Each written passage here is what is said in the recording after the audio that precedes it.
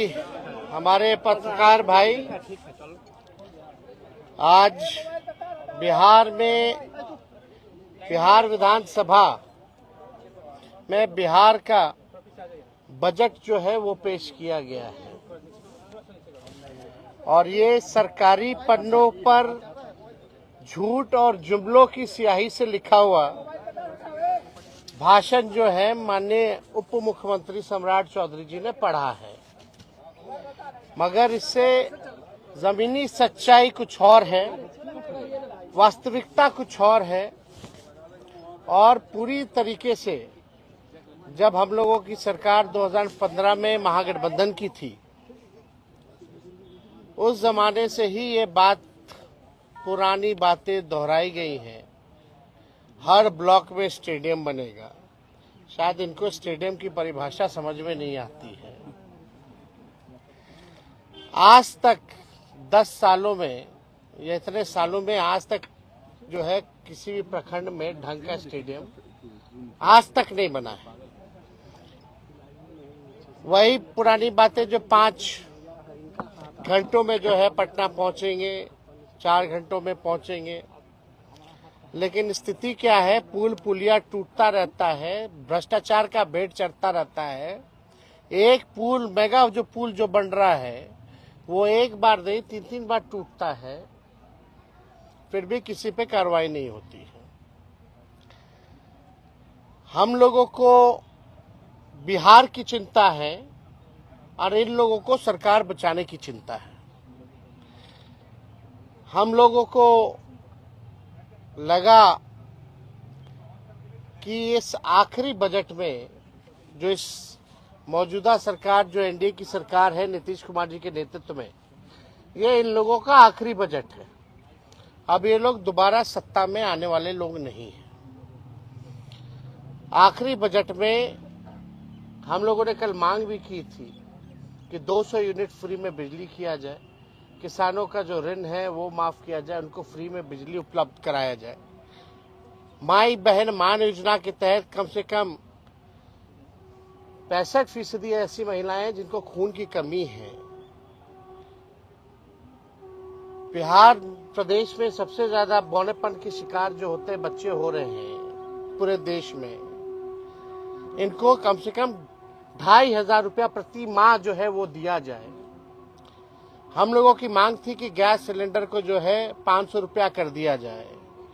वृद्धा पेंशन, विधवा पेंशन, दिव्यांगों का पेंशन 400 से बढ़ा करके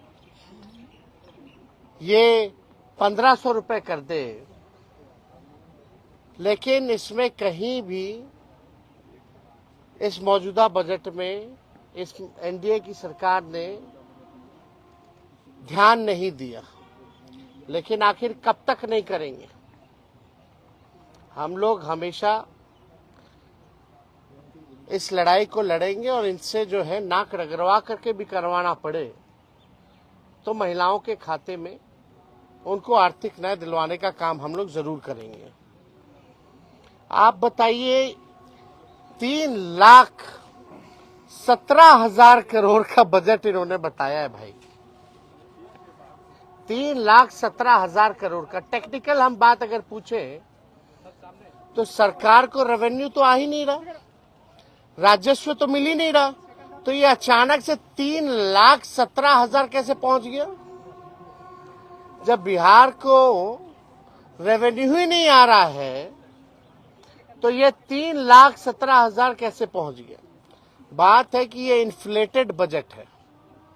बढ़ा चढ़ा करके अगर बोलना ही था तो 3 लाख का, ये लोग 5 लाख बोल देते हैं, 5 लाख करोड़ करेंगे, तो इसका कोई मतलब नहीं है। पिछले बार भी जो बजट में इन लोगों ने घोषणा किया था, कौन सा काम जो है इन लोगों ने पूरा करने का काम किया है? पूरी तरीके से जो है धरातल पे कुछ नहीं नजर आ रहा।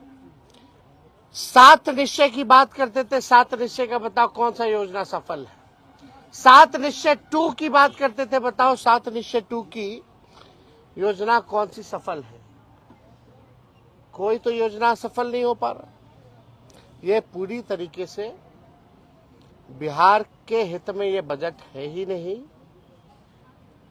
ये केवल कागजों पर जो है ये बजट जो है केवल रह जाएगा, जैसा कि हम लोगों ने पूर्व में भी देखा है।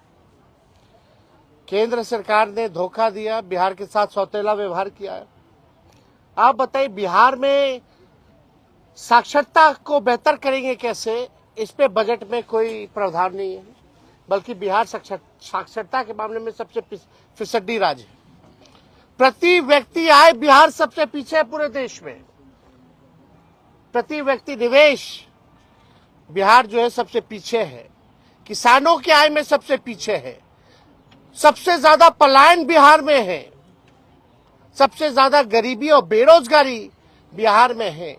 कहीं कारखाने खोलने की बात नहीं कही गई, कहीं फैक्ट्री लगाने की बात नहीं कही गई। कहीं भी आप देखिएगा नौकरी, रोजगार कैसे नौजवानों को उपलब्ध कराएंगे, इसकी बात नहीं की गई। कैसे पेपर लीक रोकेंगे, इसकी बात कहीं नहीं कही गई। पूरी तरीके से लॉ एंड ऑर्डर के बारे में कोई चर्चा नहीं, बल्कि अपराधी जो हैं आजकल प्रशासन के लोग जो है वो असुरक्षित महसूस कर रहे हैं। पुलिस कर्मियों को जो है मारा जा रहा है, कभी कौन माफिया मार दे रहा, सर फोड़ दे रहा, कभी गोली चला दे रहा। पुलिस का मॉडर्नाइजेशन कैसे हो, इसके बारे में कोई चर्चा इस बजट में नहीं है। पलायन को हम कैसे रोकेंगे, इसके बारे में कोई चर्चा नहीं। बंद चीनी मिल हो, जूट मिल हो, इसको कैसे खुलवाएंगे, इसके बारे में कोई चर्चा नहीं है। दिव्यांग भाइयों के बारे में कोई चर्चा नहीं है। महिलाओं को आर्थिक न्याय देने के बारे में कोई चर्चा नहीं है। ये हवाई फल्ला चीज चलाएंगे, फल्ला चीज चलाएंगे। अरे तुम बस चलाओगे, कुछ चलाओगे तो बताओ कितना बस चलाओगे, कहां से चलाओगे, कौन से शहरों में चलेगा, या कैसे ट्रेनिंग दिलवाइएगा, क्या है उसका। केवल हवाई नॉर्मल बिहार ट्रांसपोर्टेशन का बस तो चल नहीं पाता है। आप लोगों ने भी देखा होगा, बिहार में ट्रांसपोर्टेशन नाम की कोई चीज नहीं है। और फलना बातें जो है कही जा रही है। गरीबी, बेरोजगारी, पलायन, महंगाई, मिडिल क्लास फैमिली हो या गरीब परिवार हो, महंगाई से सब लोग अफेक्टेड है, लेकिन महंगाई के बारे में कोई चर्चा नहीं की गई। यह पूरी तरीके से बेकार का बजट है, बिहार के हित में नहीं है। और इन लोगों को कोई बिहार कैसे अव्वल राज्यों में आए, बिहार के लोगों की तरक्की कैसे हो, इन लोगों को कोई चिंता नहीं है। हालांकि कल हमारा इस पे डिटेल में सदन में भाषण होगा। उस भाषण में एक एक चीज का जो है इन लोगों का पोल हम लोग खोलने का काम करेंगे। झूठ का पुलिंदा चलने वाला नहीं है। हम तो अपेक्षा किए थे जरा बता देते कि गुजरात को क्या क्या मिला, भारत सरकार में क्या क्या गुजरात को दिया और क्या क्या बिहार को दिया, इसके बारे में भी चर्चा करनी चाहिए थी। बताना चाहिए था कि बिहार को केंद्र सरकार ने कितना दिया और गुजरात को कितना दिया। तो इसके बारे में कोई चर्चा नहीं। हालांकि अब इस सरकार से बिहार की जनता मायूस तो पहले से ही थी, और इस बजट के बाद ना उम्मीद और इस सरकार से विश्वास जो है लोगों का उठ चुका है। और आने वाले चुनाव में इन एनडीए के लोगों को बिहार की जनता जो है सबक सिखाने का काम करेगी। नीतीश जी तो गले लगा रहे हैं, नीतीश जी तो पूरा गले लगा रहे हैं। महिलाओं के लिए बीजेपी ने बाकी राज्यों में फ्रीबीज का ऐलान किया है। उम्मीद ये की जा रही थी कि बिहार में भी करेंगे, लेकिन आज के बजट में फ्रीबीज का ऐलान नहीं। तो आपको लगता है कि चुनाव नजदीक आएगा तब बीजेपी इसमें ऐलान करेगी? भैया हम लोग लगे हुए, हमने शुरू में भी आज प्रेस कॉन्फ्रेंस में कहा और हमने कल मांग भी की थी कि अगर माई बहन मान योजना का कॉपी भी करना तो कर लीजिए।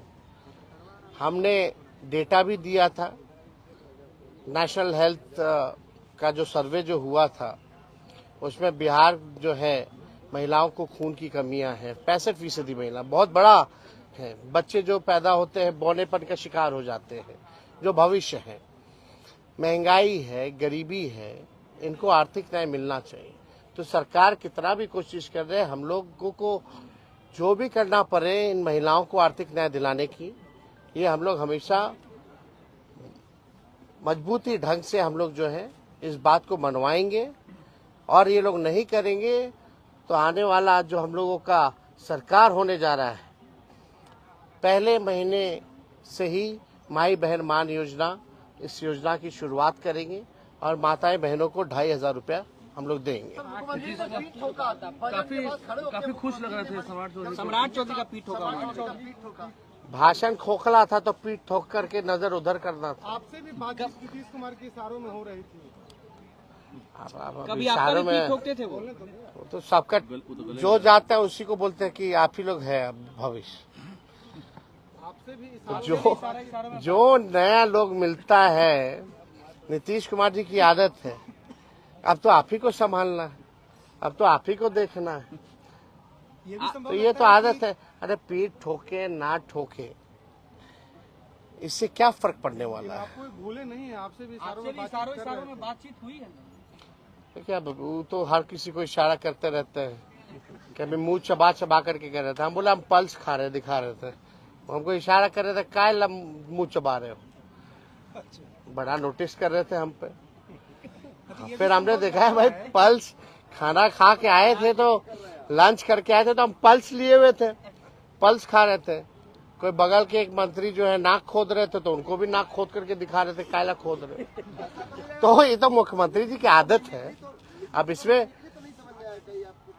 नहीं हम कहाँ कौन होते हैं भाई, हमारी हैसियत है।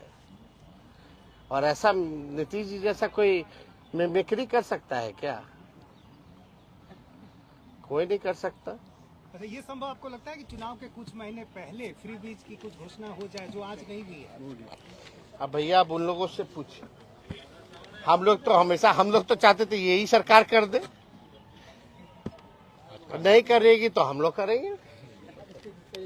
सुनील सिंह मामले में सुप्रीम कोर्ट का फैसला आया, उसके बाद भी जो है सदन में प्रवेश नहीं किया जा रहा है। ये तो तानाशाही है ना भाई। अब नियम कायदा, नियमावली, संविधान, ये एनडीए के लोगों को कोई मतलब है इससे? सुप्रीम कोर्ट का ऑर्डर कोई मतलब थोड़ी रह गया। इसी को ना असल में गुंडा राज और तानाशाही कहते हैं।